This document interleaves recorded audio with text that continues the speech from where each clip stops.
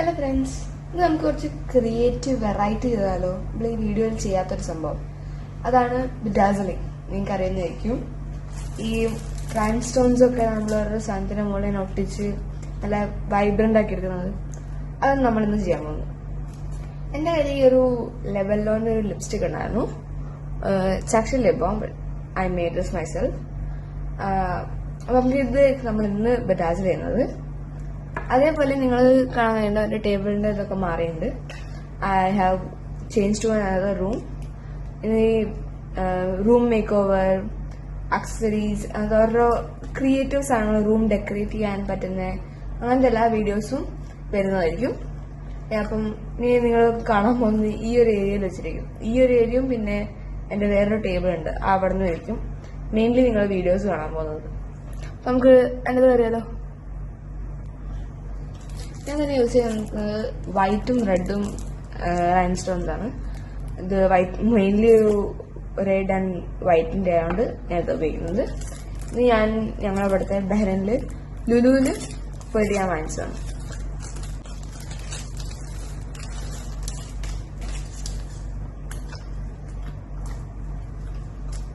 ഇതിന്റെ മുകളിൽ നിന്നുള്ള ഈ ഒരു സ്റ്റിക്കർ പോക്കാം. ഞാൻ എന്റെ മുകളിൽ നിന്ന് സ്റ്റിക്കർ ഒരുണ്ട്.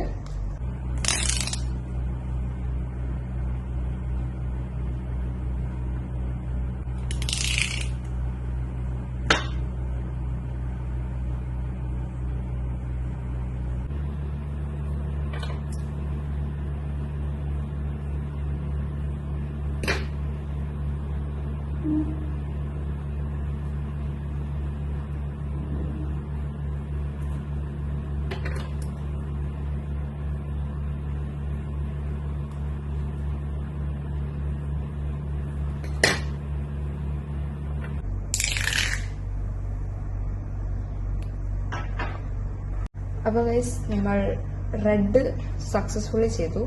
എനിക്ക് ഇഷ്ടപ്പെട്ടു. റെഡ് കാണാൻ നല്ല ഭംഗിയുണ്ട്. നടുവ് മാത്രം വെക്കാൻ ഹാളായതുകൊണ്ടാണ് ഞാൻ ഇങ്ങനെ ഇതില് പോമോഗ്രാനൈറ്റ് വേണ്ടി കാണാൻ. നമുക്ക് ഈ ഭാഗവും കൂടി കവർ ചെയ്യാം.